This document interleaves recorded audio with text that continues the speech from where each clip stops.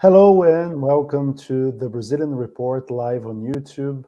My name is Gustavo Ribeiro. I'm the editor-in-chief of the Brazilian Report, and today I'm joined by André Spigariol, one of our Brasilia correspondents. Hey Spiga, how is it going? Hi, Gustavo. Thank you for having me once again. So, Spiga, Jair Bolsonaro, the Brazilian president, has landed in Moscow, and this was a trip that was scheduled months ago before any tensions between Russia and Ukraine start mounting and the threat of war were palpable. But still, there were major calls for Bolsonaro to call it off. Of course, he didn't. Can you tell us a bit about the pressures Bolsonaro faced, and why did he decide to go ahead with the visit to Moscow? Who were calling for him to call it off altogether? Well, on January the 10th, the U.S. Secretary of State Antony Blinken called Brazilian Foreign Minister Carlos França, asking him to support the United States and NATO stances in the Ukraine-Russia tension. So he expressed that during this call, Minister França agreed to a shared priority on stopping Russian aggressions towards Ukraine, in his words. And this was later disputed by Minister França's aides, who claimed that Minister França never told to Secretary Blinken that it was actually a shared priority, but instead Brazil just told the US that we support a UN resolution from 2015 that calls for the territorial integrity of Ukraine. But the issue is that this resolution is Moscow drafted. So it assumes that Crimea is not part of Ukraine. So a lot of technicalities, a lot of... Integrity, but not so much. Yes, so it's a very controversial resolution that in that response didn't cater to the U.S. interests. So this the U.S. is a source of mounting pressure to Bolsonaro called the meeting with Putin off, but ultimately there are far overarching issues with Brazil-Russia relations that go beyond the tensions in Ukraine. So the Brazilian president never considered to postpone the visit, and so Minister Carlos França did not. And like you said, there are a lot of interests that Brazil have with Russia. But if you take a look at Brazilian cable news stations, I mean, the overwhelmingly majority of analysts will say this is a futile attempt by Bolsonaro to show that he's not that isolated diplomatically, and that there's really no point of him visiting Putin at this moment. Now, your reporting has shown on the Brazilian report that there is more to this visit than meets the eye, right? I mean, it's not a useless visit. It's not just a display of toxic masculinity between two strongmen or whatever. No, it is not. We have strong economic interests on Russia, despite Russia is not a major importer of Brazilian products. It exports a lot of fertilizers that we use in our agricultural production. So Russia is crucial for Brazilian economy because they produce an essential good to our main commodity, to our main export product. So to start, there is the economic issue, and there is an important meeting with local businessmen in Russia.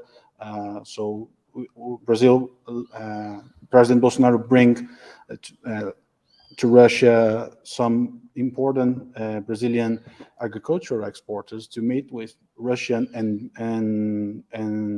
another businessman from Belarus to meet a business related to fertilizers. So the economic issue is important, and there are also other issues related to our strategic interests, such as the arms exports. So since 2015, Brazil didn't sell a gun to Russia, and President Bolsonaro wants to reactivate this trade with Russia. So we have a 2+2 meeting with Russian officials. So Minister Carlos França and Defense Minister Walter Braga Neto will meet with the Defense Minister and Sergei Lavrov, the Russian Minister of Foreign Affairs, to discuss these issues. So cooperation in defense technology and also in defense product sales. So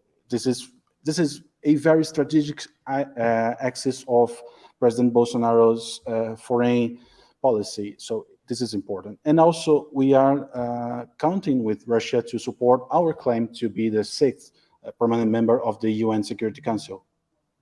Now, before we continue, just I want to take a moment to ask our viewers that to help us and subscribe to the Brazilian Report. Our main source of funding comes through our subscriptions. You can go to brazilian.report/store and choose. Plans go from $3.99. So it's cheaper than buying a mocha on Starbucks. People can also help us, speaking of coffee, but buying us a coffee to help our staff. You can go to buymeacoffee.com/Brazilian Report. And now we have a new feature called Buy Me a Coffee memberships. When people subscribe monthly to the price of 1 to 5 coffees, they can get exclusive perks like special newsletters, behind the scenes content, so you know how the sausage gets done, and the ability to ask us direct questions, and you get a specific shout out on our podcast and here also in our live broadcasts. So please go to Buy Me a Coffee and subscribe. Buymeacoffee.com/Brazilian Report. Now, Spiga, you just mentioned the UN Security Council. Yes. This has been Brazil's diplomatic holy grail for the better part of the last 3 decades. Yes. Why is Brazil so obsessed with this? Well, Brazil has a self-importance notion that it is the major superpower in Latin America. So it sees itself as a hegemon for Latin America more than Argentina or Mexico, and it always advocated to be a permanent member of the UN Security Council since the 40s.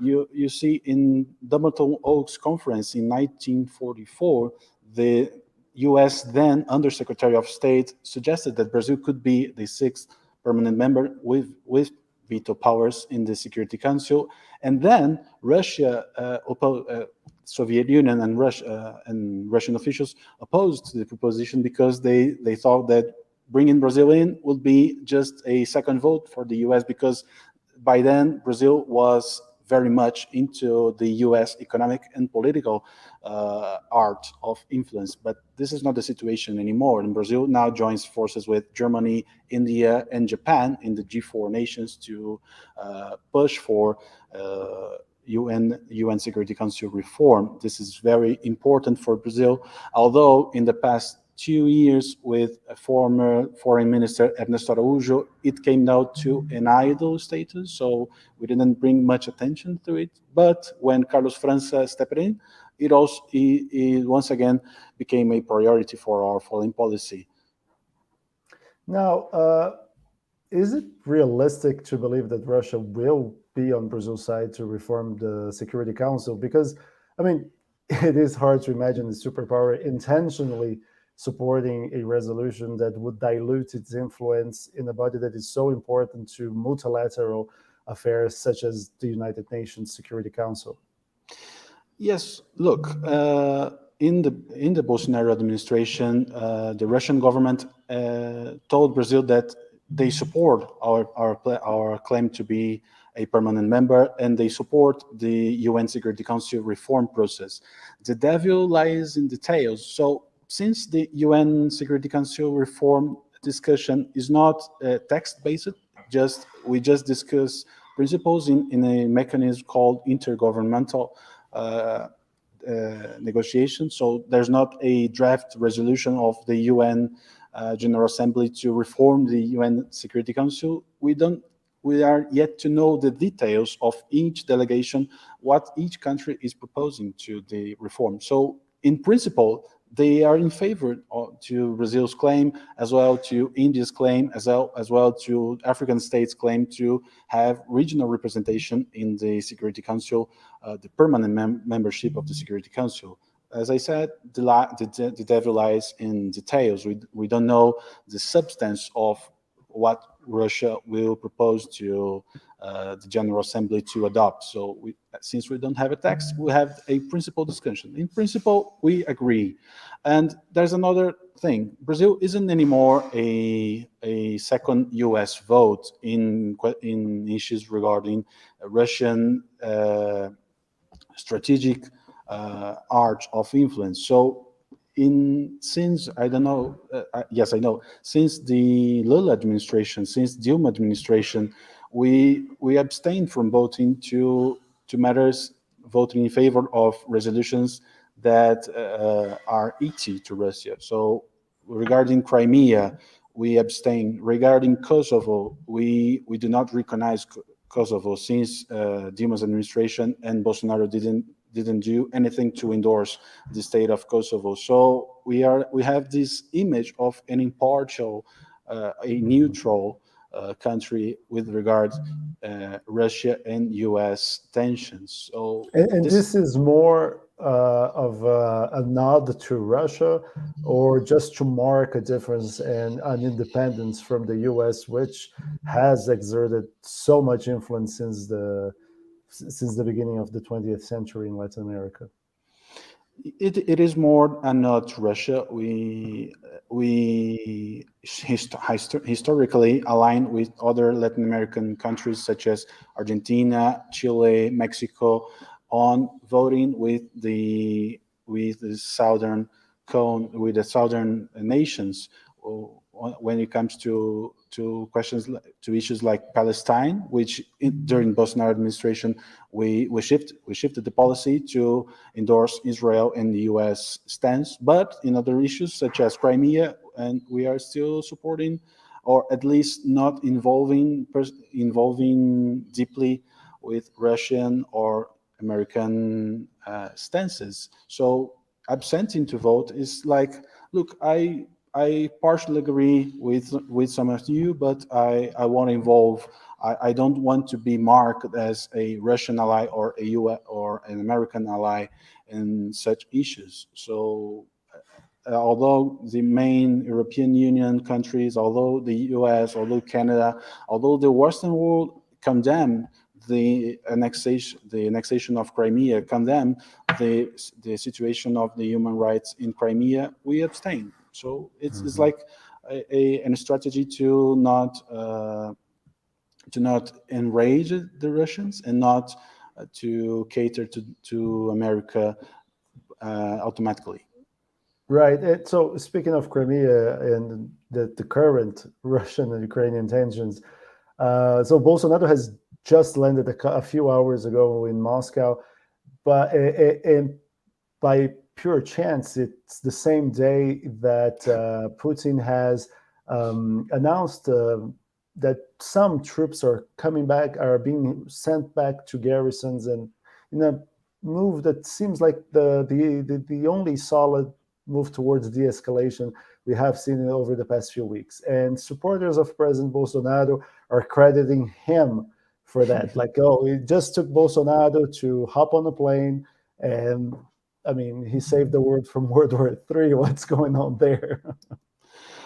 Look, we can take off Did the joke. Bolsonaro just save the world?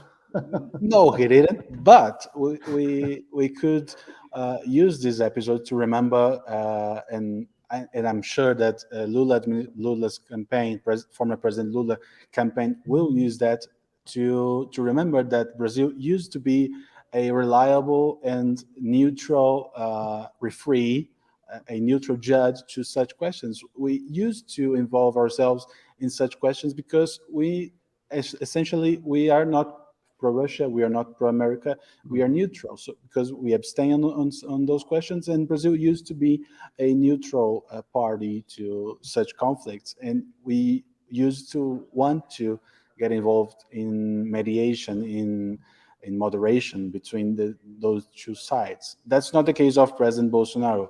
And when President Putin bring the subject up, and he will do, we expect that he will do in his meeting with President Bolsonaro, the Brazilian diplomats are just praying that President Bolsonaro don't go off script and eventually support Russia, or eventually condemn Russia. So they are just Yeah. praying that The we problem is don't we Bolsonaro don't is get known it. for riffing, right? Yes, he's not a good judge. He's not a good moderator to to this question, and but he lives up to to Brazil's reputation. So it is important that he just remain neutral and just communicate President Putin of our position, that is supporting a diplomatic and mutually agreed process of negotiation with no military involvement, with no aggression, and supporting the territorial integrity of Ukraine. But we know what it means to Russia. So if he stays to the script, diplomats at Brazil's Foreign Affairs Ministry will be relieved. Now, so Bolsonaro is staying in Russia just a couple of days. Mhm. Unlike other leaders, like the Prime Minister of Germany, the Chancellor of Germany, or the French President, he has accepted to undertake COVID tests because he wants a picture close to Putin. Now, after Moscow, where is Bolsonaro going? Because he's not. This is not his only stop in Europe. Yes, he's heading to Budapest to meet with far-right leader Viktor Orban, and there in Hungary. It's pure politics. It's pure narrative. It's pure campaign for catering to right voters in Brazil. Have any strategic importance for Brazilian foreign policy, and any strategic importance for Brazil trade relations with Europe. It is a small market, so it's pure campaign. It's pure ideology. Brazil partners with Hungary and Poland to a Christian a protection alliance across